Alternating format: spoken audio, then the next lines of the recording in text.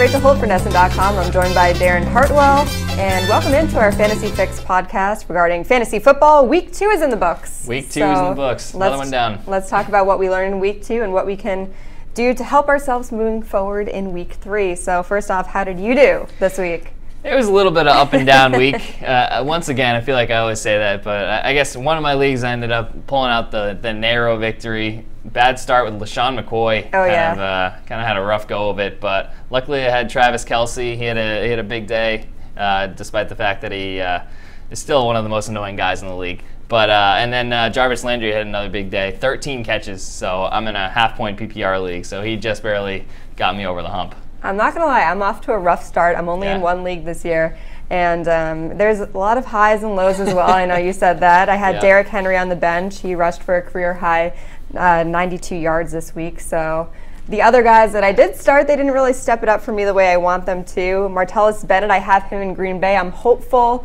that he's off to a slow start as well, much like my fantasy football league. You know, and I kind of keep on starting him, waiting for something good to happen there. I think he'll turn it around. Devontae Freeman, I have him, so he's doing well for me, but, you know, it's a rough start for me, so. Yeah, I mean, you can't really, you know, it's tough for the 2 weeks, but you can't overreact. We'll get into that more later, but, you know. Have some patience. Okay, well, I'm just going to be needing your advice, so I'm going to be asking you questions secretly geared towards me this entire time. Let's talk about the Patriots first off. I know a lot of Patriots fans are very excited. Yes. Of course, they were nursing the loss of Week 1. A lot of people were saying, is Tom Brady done? Is Gronk done? Well, no, they're not.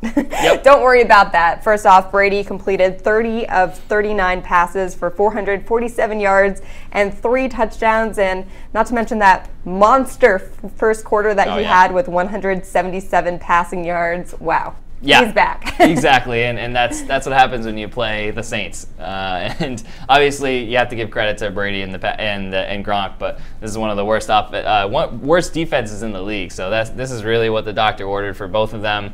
Obviously, it looks like, you know, Gronk got a little banged up there. We saw the groin injury, but it doesn't look like it's going to be too serious. So this is kind of more of what you're going to expect for Brady and Gronk as opposed to Week 1 in the Chiefs. Yeah, Gronk finished with 116 yards and a touchdown. And there's a funny tweet that was going around this week. I'm sure you saw this.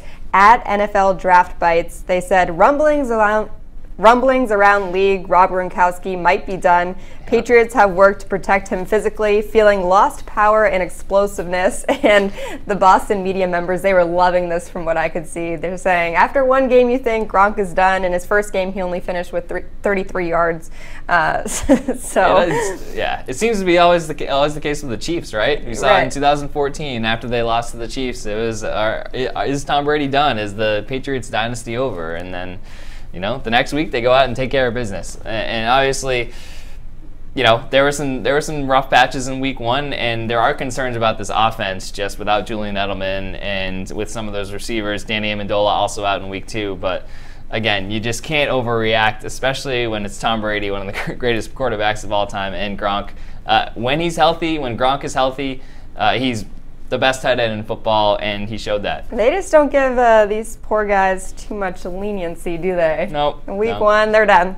Hey, all right. Gotta have the hot takes, you know? And you do. Speaking of hot takes, some people are saying these guys are duds. Ezekiel Elliott and Odell Beckham Jr., of course, 2 very good football players, but Elliott had 9 attempts and he finished with 8 yards against Denver. He played against Detroit on Monday in his season debut. He was targeted 5 times for 36 yards, so Odell Beckham Jr. That was Beckham, Yes, so he's dealing with an ankle injury that kept him on the sidelines in Week 1. Both of those guys, duds, I guess, in Week 2. Yeah. I think they're kind of varying levels of concern, I would say. For Elliott, I think he's going to be okay. Obviously, the Cowboys have had some major issues in Denver, but the Broncos are one of the best defenses in the NFL, especially at home. They play really well at home. They were gearing up. They were saying, Elliott's not going to beat us. Make Dak Prescott beat us. And the plan worked. So I think, you know, Elliott had 100 yards in the season opener. So I think he's going to be okay. Beckham, I'm actually a little bit concerned about. Just considering this Giants offense where it is, they just have no offensive line. They can't protect Eli Manning. And they couldn't really get Beckham the ball. You know, they tried to. Eli Manning's gonna force feed Beckham as much as he can, but you know, they've scored 13 points, I think, or something like that in the last 2 games. They can't really get anything going offensively, so I'm not saying you should, you know, put Beckham on the bench, just like completely go away from him. But I think it's something you have to consider. Maybe if you have another matchup on the bench, you know, maybe give them a shot. It's not going to get any easier for the Giants. They have another tough matchup in week 2, so or in week 3. So I think, yeah, I just like it's a situation to be monitored, I think. For what it's worth, Odell just does not care about your fantasy teams. He had this tweet, "No offense, I could care less about your fantasy teams. This is my real life, focusing on getting healthy and getting better one day at a time." And people are really mean to these guys on Twitter and on social media. I get it. Actually, LeGarrette Blount said something similar. He said, "I really could care less about y'all fantasy teams. Get out of my mentions with that." I have him on my team. He's on the bench. He finished with a goose egg last week, so he only touched the ball once. I don't remember him saying anything last year when he was leading the league in rushing touchdowns about caring about fantasy mentions, but now this year with the Eagles, he's not liking it too much, is he? Yeah, exactly. But going back to OBJ, I mean, what do we do if we have him on his team in week 3? Would you give him the start? Yeah, so just double checking. They're playing the Eagles in week 3. I think it's a tough call. I think you have to start him. I can tell you're conflicted. I do think you have to start him, but I don't think he's that lock for the wide receiver 1. Just until they figure this out. I think they're going to be. They have to find creative ways to get him the ball. And Brandon Marshall really hasn't been any help either. He had a brutal game. He had a brutal drop down the sideline that should have been an easy touchdown or a big gain. And he only had 1 catch. So I think they're gonna maybe start to figure something out, and I think you kind of have to hold on to him and keep him in that starting spot. He's always good for a big play every once in a while, but after that, if he struggles against the Eagles, then maybe it's time to reconsider your lineup. Some big stars not panning out how we thought they would so far this season. I mean, Ezekiel Elliott, you said to have patience with this guy, so obviously he's got the green light for you in week 3. Yeah, I think just the track record there, and he's going to get his carries. And the Cowboys still have a pretty solid offensive line. I think they'll be able to figure it out. And you know, they just rely on him so much. So I think he'll be okay. Okay, let's talk about the things that we can control. Injuries. Yes.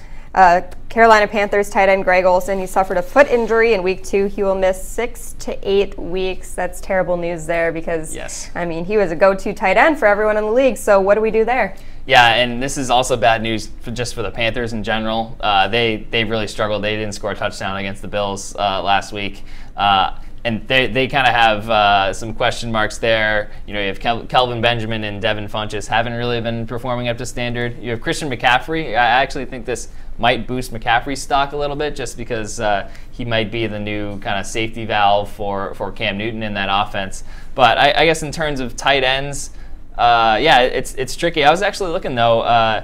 Jason Witten, he's still owned in about 67% of Yahoo leagues, which is kind of low for a guy of his caliber. I think if he's still around and you have Olsen, just go out and pick up Witten. Another guy I like is David Njoku on the Browns.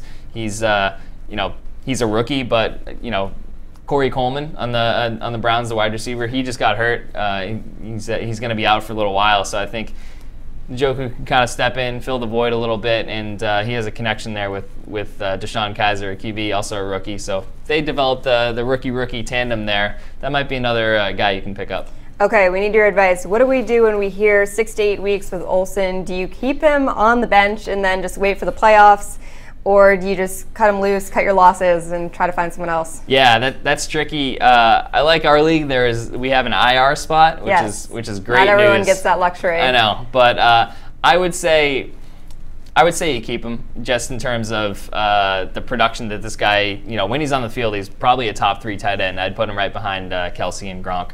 So I think you have to have him, especially later in the season down the stretch. That's going to be stretch run, playoffs. I think you have to use the roster spot to take, and just given the shallowness at tight end, what else is out there? Okay, some more injuries around the league. These poor Packers, man. Jordy Nelson and Randall Cobb, both banged up, both questionable for week 3. What impact does this have in the fantasy world, specifically for the Packers? Yeah, I think the biggest guy it helps is Davante Adams, because I think he was already seeing kind of an increased workload. He's starting to chip away and maybe be a top target right alongside Nelson and Cobb. So if either one of those guys is out, he's going to see even more targets.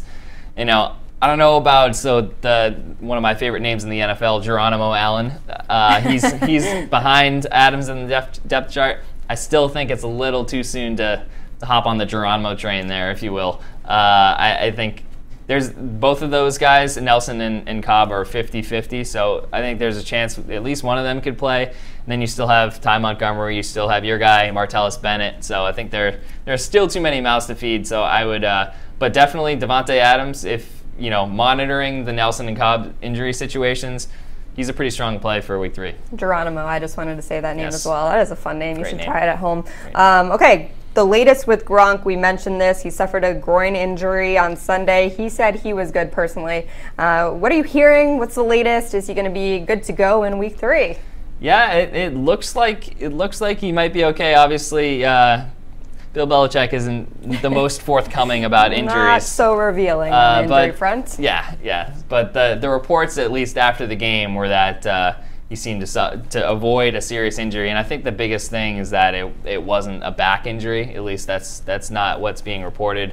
You know, he kind of looked like he was stiffening up a little bit, and he's had a lot of back injuries in the past. So as long as it's a groin and he has a week to recover, I think he might be okay. Again, obviously, with Gronk, you have to monitor it throughout the week, but looks like he's going to be good. Okay, everyone's breathing a sigh Yes. of relief on that front.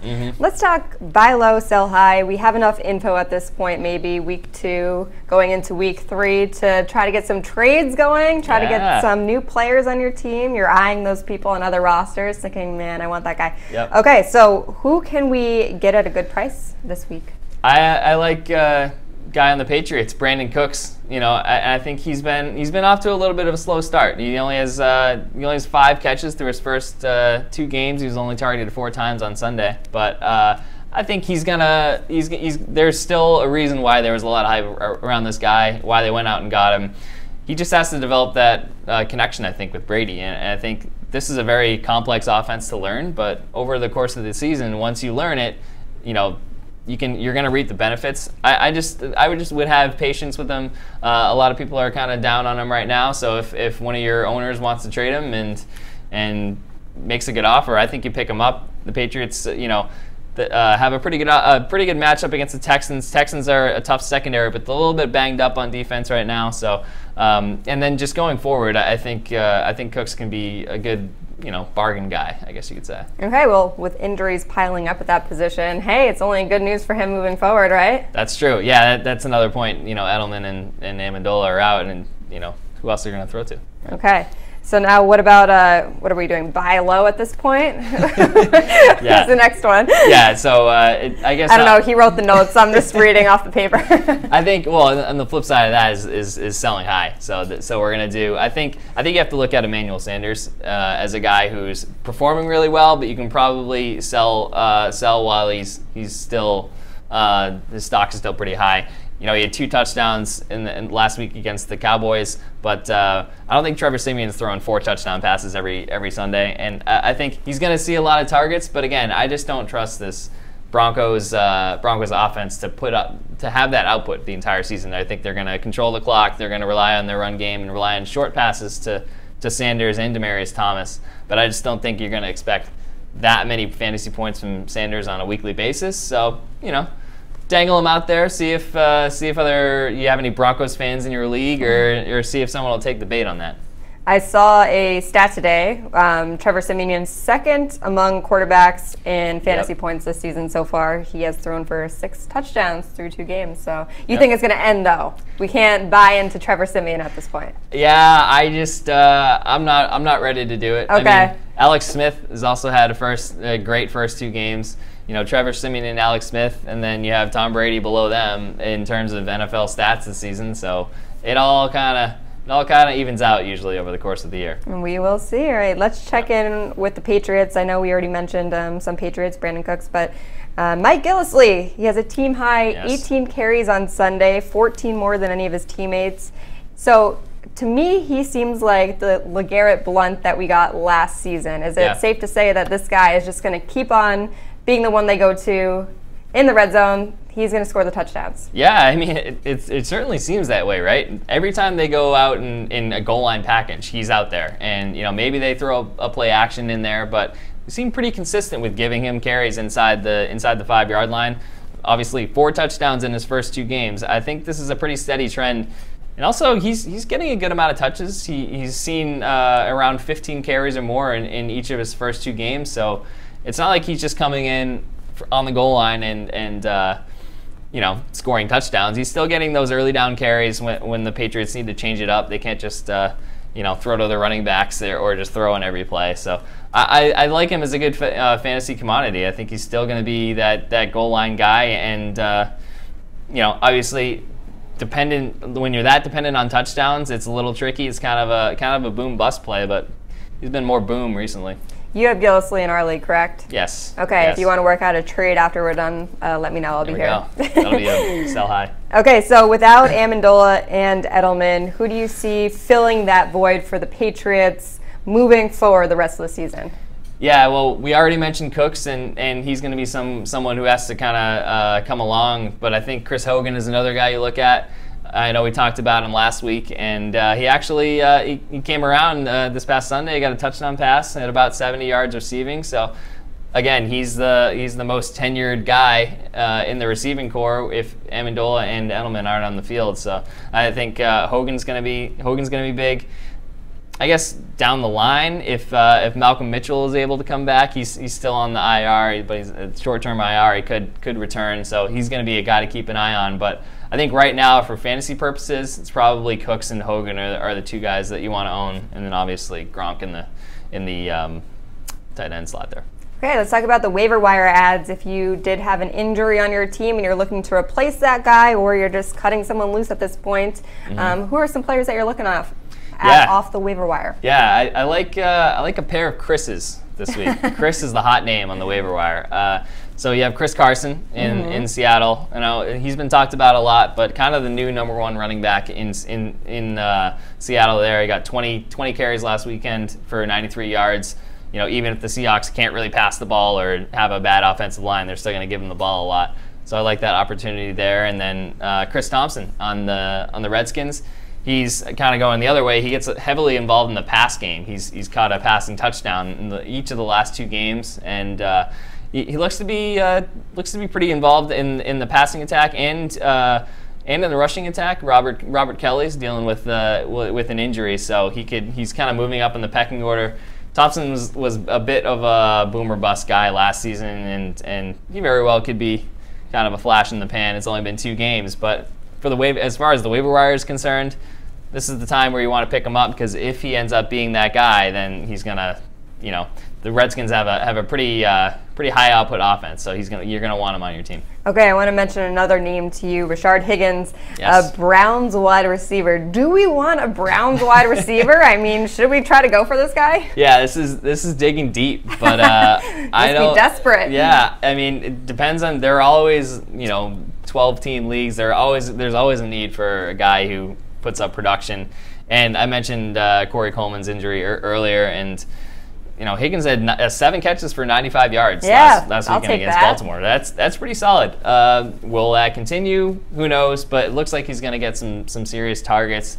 Maybe him and Njoku are kind of the new guys there. Kenny Britt isn't really doing a whole lot. He's a bit of a disappointment right now in the passing game. So I think, if you want to really roll the dice and are looking for a bargain buy in the waiver wire, go get yourself RASHARD Higgins. Go get yourself a Browns player. Yeah, why not? Let's look ahead to Thursday night. Man, it's Tuesday right now, and in 2 days we get football already. Hey, pretty cool. Rams versus 49ers. Who are you liking in this game?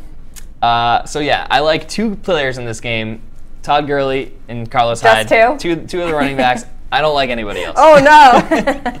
I mean, this is Rams 49ers, not exactly a barn burner, but I think Gurley and Hyde are both pretty solid bets. Both of them have had pretty strong debuts here. They both had 10 or more fantasy points in their first 2 games. Gurley looks like he's getting a lot of touches, which is definitely an encouraging sign after his tough season last year. And HYDE, you know, the 49ers don't have much on offense, but they still feed him the ball. He's kind of their featured back. Other than that, I mean, Sammy Watkins and Pierre Garçon, the 2 #1 wide receivers for the Rams and 49ers respectively, I just don't trust them to get enough targets. It seems like Thursday night games too, not a whole lot of offense in them. We saw, we saw Texans and Bengals last week. There was only 1 touchdown. These Thursday night games usually are just not sloppy, the most thrilling, are they? Sloppy messes. So for fantasy purposes, stay away except for the running backs. Okay, fair enough. Let's talk about best defenses. Now, your advice the past 2 weeks has been anyone that plays the Jets and the Browns. Well, the Jets are playing the Dolphins and the Browns are playing the Colts. I mean, are those safe pickups? I'm gonna stick to this hey, whole it's season working, right? until They're both 0-2. Yeah, I think obviously the Colts aren't exactly an elite NFL team, but I think you can play them against the Browns. They're at home there, and then the Dolphins defense can make some plays.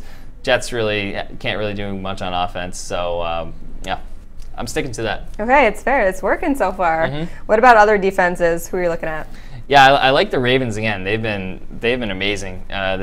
The first 2 games of the season against the Bengals and Browns, obviously not elite competition there, but they're playing Jacksonville this week. Jacksonville is improved, but Blake Bortles still not good. So I like the Ravens against the Jags there. I think that's a pretty safe bet. He's going to be owned in most leagues, the Ravens are going to be owned in most leagues though. So another kind of sleeper I like is the Packers defense. They're going to be at home against the Bengals. The Bengals have not scored a touchdown in 2017, so that is not good. Andy Dalton is really struggling to get things going there. The Packers have a pretty solid defense, especially at home. I know they struggled against Atlanta in Atlanta the other night, but they're like night and day at home. They held Russell Wilson. They really stifled him in the season opener against Seattle. So they play really well, really solid defense at home. So I'm looking at them as a waiver wire pickup against the Bengals. Okay, fair enough. Well, if you have any more fantasy football questions throughout the week, make sure you reach out at Darren Hartwell. Sorry, at Darren _ can't forget the underscore. Hartwell on Twitter, at It's Rachel Holt. Best of luck in week 3, and I know there's a lot of happy Patriots fans walking around with a win under their belt. So congratulations to those people. Enjoy while it lasts. Make sure you keep it on NESN.com for all of your fantasy football news.